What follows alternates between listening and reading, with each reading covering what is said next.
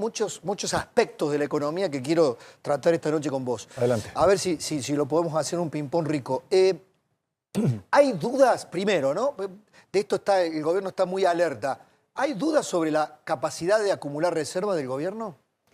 No, no hay dudas. Hay una decisión por parte del equipo económico de no comprar ni vender dentro de las bandas cambiarias. En realidad el acuerdo con el fondo permite que dentro de las bandas de 1.000, un poquito menos, 998 y un poquito más de 1.400, se pueda comprar. Ahora el equipo económico ha decidido no comprar.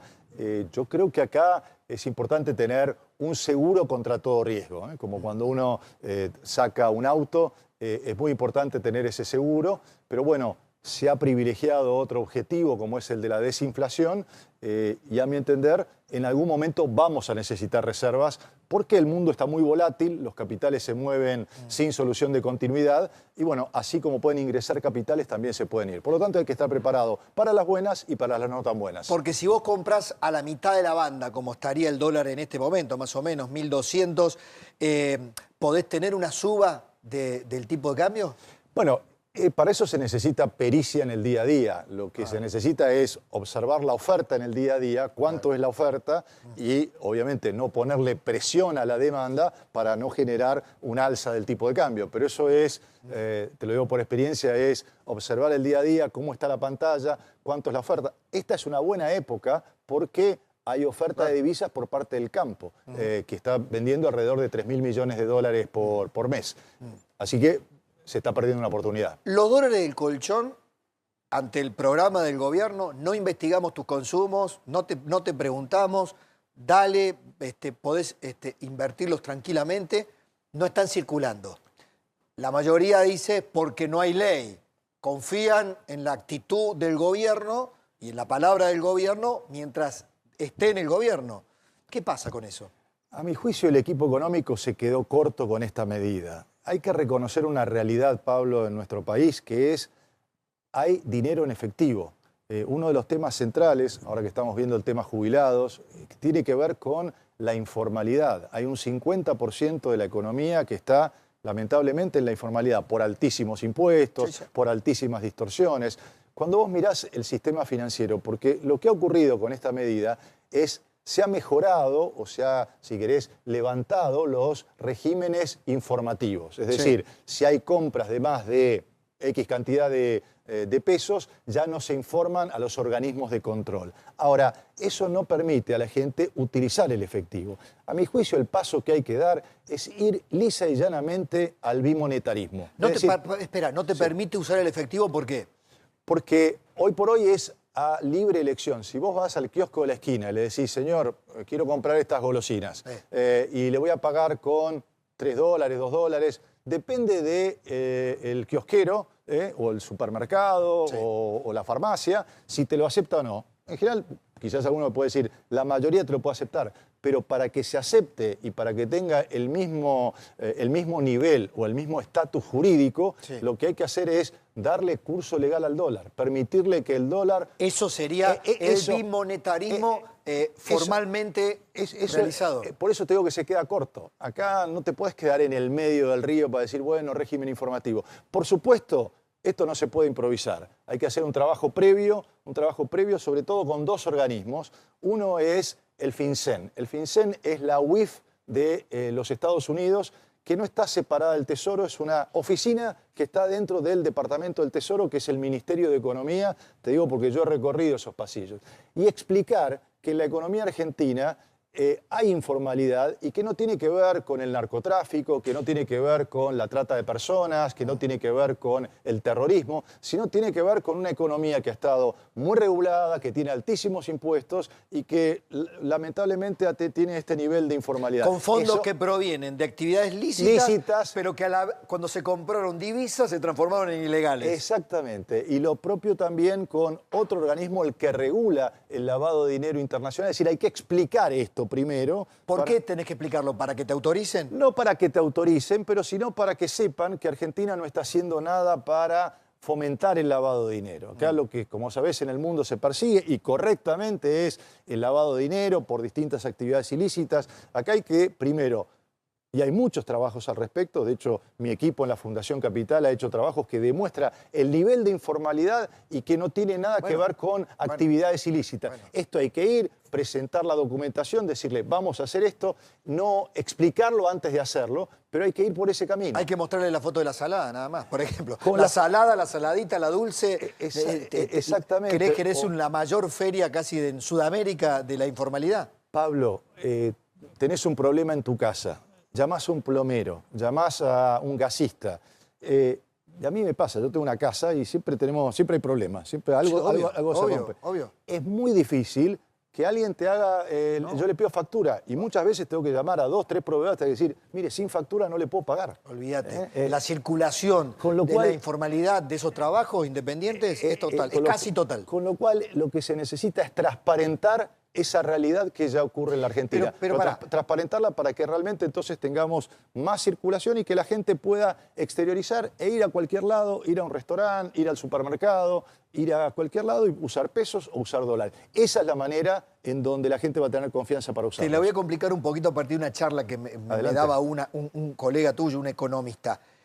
También pretender que los dólares del canuto, es decir, el atesoramiento de la gente, vayan a consumo, es como pedirle demasiado al argentino. Porque si ese, no te digo el gran ahorro, pero ese pequeño ahorro lo tienen para circunstancias excepcionales. Y lo que está necesitando el gobierno es circulante de consumo. Entonces, ¿cómo se da eso? Correcto.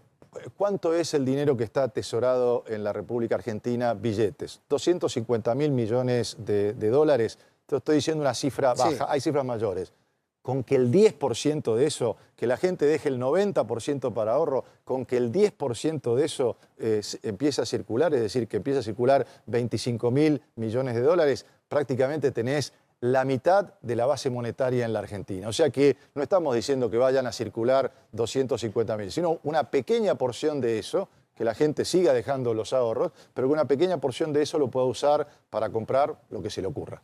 Pues es que hoy vi creo que es Ignacio Olivera Dol, que dio una cifra medio preocupante. El endeudamiento de los argentinos, creo que son datos del Banco Central, del propio Banco Central, en las tarjetas, ¿no? Y la morosidad, ¿no? Hay como una transformación donde tenés buenos datos económicos de crecimiento dispar, otros sectores que no, caídas en el consumo masivo, por ejemplo, y suba en bienes durables. Así es. El gobierno dice, clásico, esto ratifica la macroeconomía, porque cuando se produce una transformación, sube el consumo de bienes durables, el argentino empieza a pensar en consumo de más largo plazo y baja eso de ir a consumir cualquier cosa porque nos quemaba la plata en el bolsillo. ¿Convalidás eso?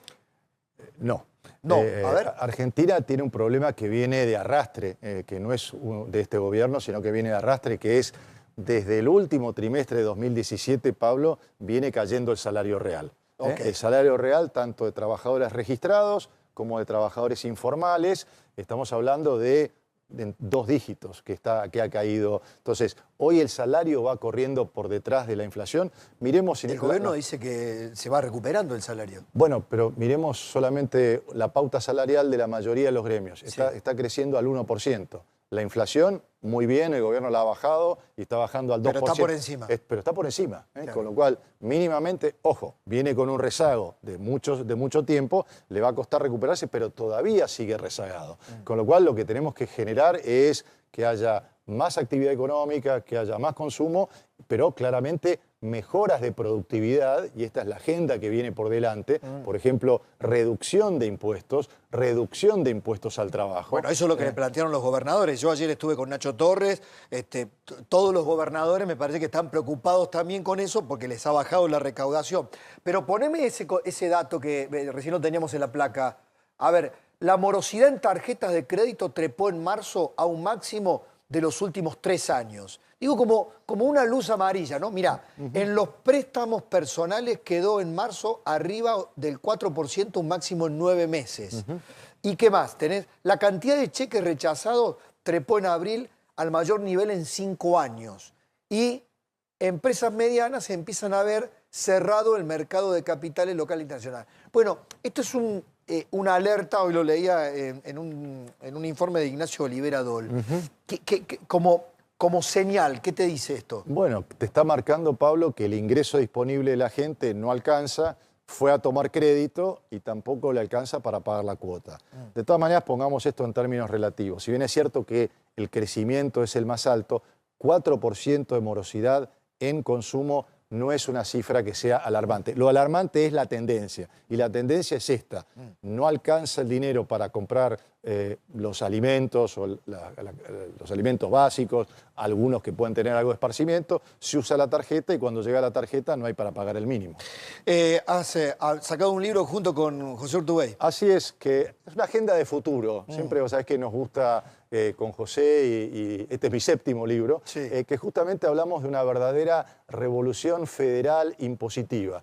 Hablamos precisamente del tema de la informalidad y cómo generamos una ampliación de la base de tributación para que haya más contribuyentes argentinos que paguemos menos impuestos. Esa es la clave para entonces tener menos impuestos distorsivos, sacar ingresos brutos. Tiene varios capítulos, ¿no? Uno que habla de revolución impositiva, otro de darle a las provincias los recursos que le corresponden y otro eje central que es la innovación como eje de la producción argentina hacia adelante. Hoy hay muchísimas oportunidades en el mundo basadas en la innovación, basadas en la tecnología y bueno, allí damos una hoja de ruta de futuro. Gracias, Martín. Un placer, Pablo. Atención, se vota en minutos.